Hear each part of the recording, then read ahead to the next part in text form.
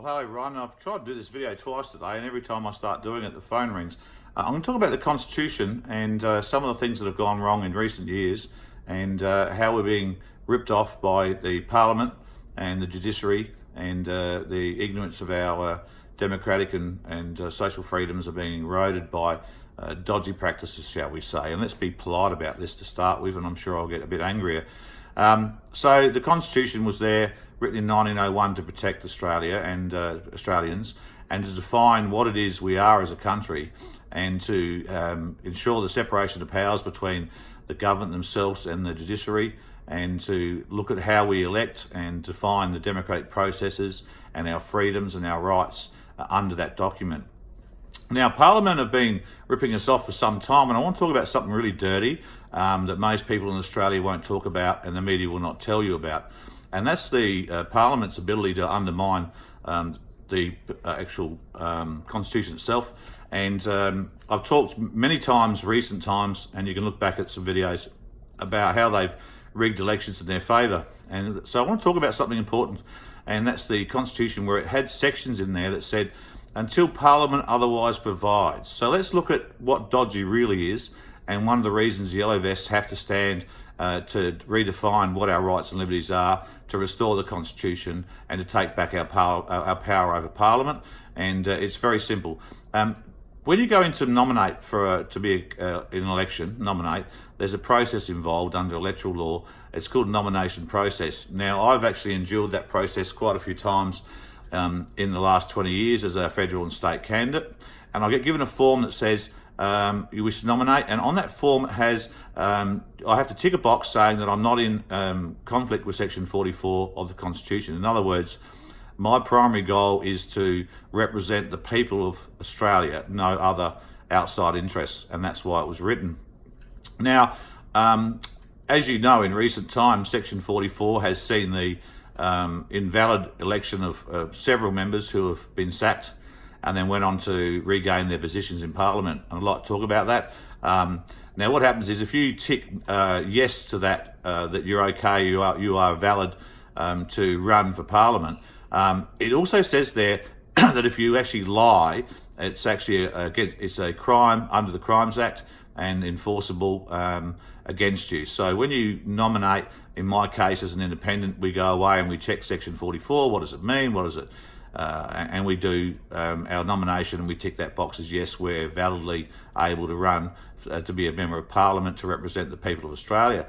The major parties are obviously better off than ourselves, and they don't have to get 50 members or 250 signatures. They just nominate, and they have lawyers that nominate for them. Now, let's consider that very carefully. Now, what happens is, years and years ago, the Parliament wanted to get rid of some people that were being, shall we say, controversial. In other words, they were interested in doing the will of the people. One of them was a woman by the name of Heather Hill, who was elected to One Nation. And so what the Parliament did was they used section 44 of the legislation to have her sacked because she had dual citizenship with England. And then they went after financially under section 46 of the Constitution, which states that if you find someone that's maybe not 46, but let's just say a section of the Constitution says that you must, if you're not validly elected, any person from the public arena can sue you for up to £100 per day. Obviously, pro-rated, £100 would be a few grand now per day. And so they went after her. They realised that there was a bit of a problem coming up for them, because I made mention of the fact that she was not the first person to be elected in contravention of section 44. And so it becomes really interesting, and I must admit I played a fairly big part in this. And so what I'm about to tell you might seem outrageous, and it's actually true. It's factual and can be proven. So what happened was this. The members of Parliament, many members of Parliament, probably over half the members sitting now, and were in contravening of section 44. In other words, they lied to be nominated. Now, interestingly, none of them were charged. So all of them should have been charged. They should have been charged with a crime. They also took wages, which they shouldn't have had.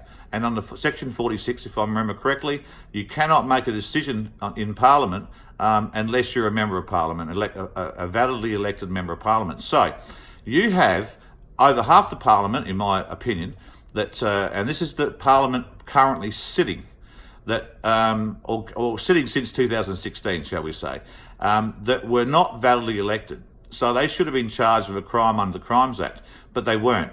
They also kept their wages. They kept their wages, and they'll keep their pensions. Now, give this some thought. They also made decisions and voted on legislation and different movements and different government initiatives for the period of their election, and that was invalid. So every vote, every decision they made is invalid.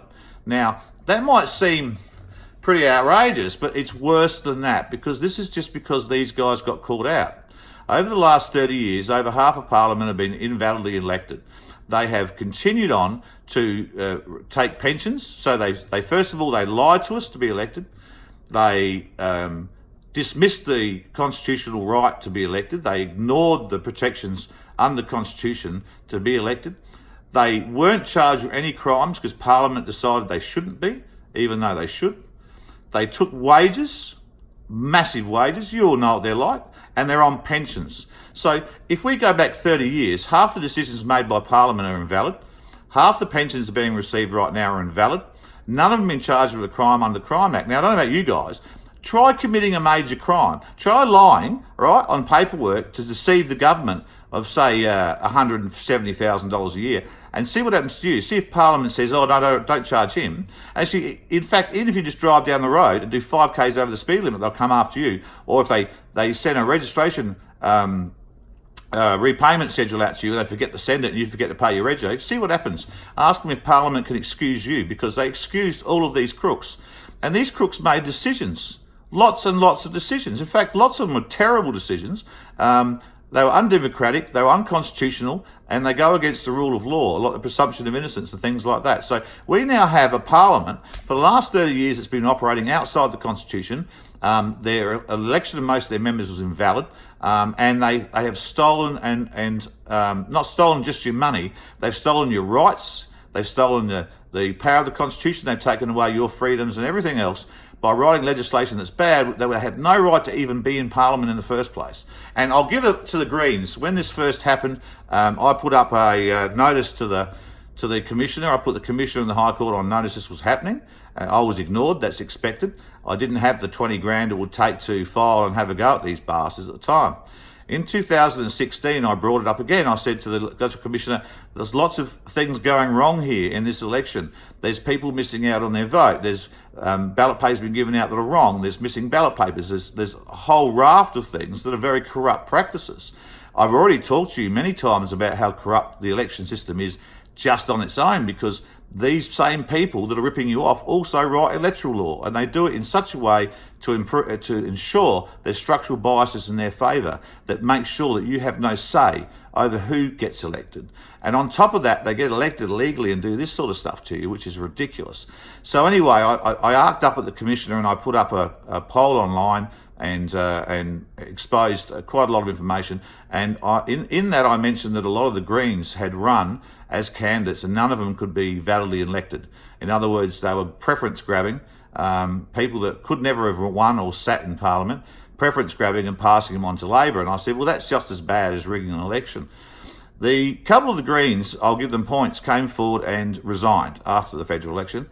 And what happened from there was that a couple of the parliamentarians gave me a hard time about exposing this. Barnaby Joyce gave me shit on Twitter. So then I brought up Barnaby Joyce's joint citizenship and he was sacked. Barnaby's back in Parliament, like the rest of them. He's never paid any of that money back. He's still making decisions for you. He made decisions when he shouldn't have. He's making decisions now. He could never have run again if he'd been charged with a crime under the Crimes Act, but that's up to the federal police, and the federal police were taking instruction from Parliament. So they don't care about the Constitution. They use it at will. They don't care about your rights or liberties under the Constitution. And that's why we need to re-empower the Constitution, and in doing that, redefine electoral law so that, first of all of these bastards should have been sacked and paid us our money back. Every vote they made should have been invalidated. We should go back and sack Parliament now, all of them. We should have a new election under defined and fair and honest electoral laws that make sure that you do not have to preference every player, or that their counting system doesn't preference them. Undo all the electoral law changes, which are dodgy to say the very least. We need to re-empower the Constitution. We need to add to the Constitution a Bill of Rights, so that we can define exactly what our rights and liberties are and protect them and hand them to our children in the same way that our rights and liberties were handed to us by our forefathers who fought damn hard and give up life and limb to protect those special things like our freedoms and our rights and our liberties. And we need to sack them all, rerun an election under decent, fair electoral laws to get rid of these bastards out of Parliament. And we need new rules that say that if they lie to us or cheat, that we can sack them. So the Yellow Vest movement isn't just about you and your personal opinions or your personal political followings. It's about empowering you and your self-determination and your rights so that you can make informed decisions and that Parliament is chosen by the free will of an informed electorate, and they do as they're told, which should always have been the case. We rule, Parliament work for us. We rule, Parliament work for us. Parliament are the liars, cheats, and they've been corrupt. They corrupt the electoral system in so many ways you could never imagine. In 2010, 11, 12, 13, hundreds of thousands of valid names went missing off the electoral roll. They tried to replace those using motor reg, so all these names got put on there that shouldn't have voted. They now intercept postal ballots. So when you send your postal applications in now, it's being intercepted by the major parties. That's corrupt and shouldn't happen.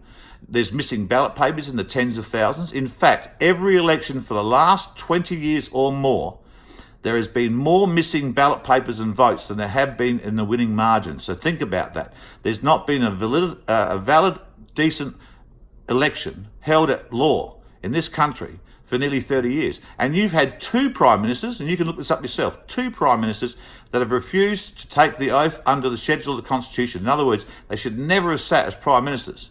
And the fact is, if we choose a prime minister this coming election, they can be sacked by their party. They are not chosen by us. They are simply members of a political party that are put up there because those parties think they're the best options. Now have a look at the two of them, right, and tell me they're the best options for this fine country, once fine country. So they are rigging elections. They shouldn't be sitting in Parliament, most of them. They are ripping you off, and they are doing whatever their corporate masters say because you think that you are represented by members of a political party.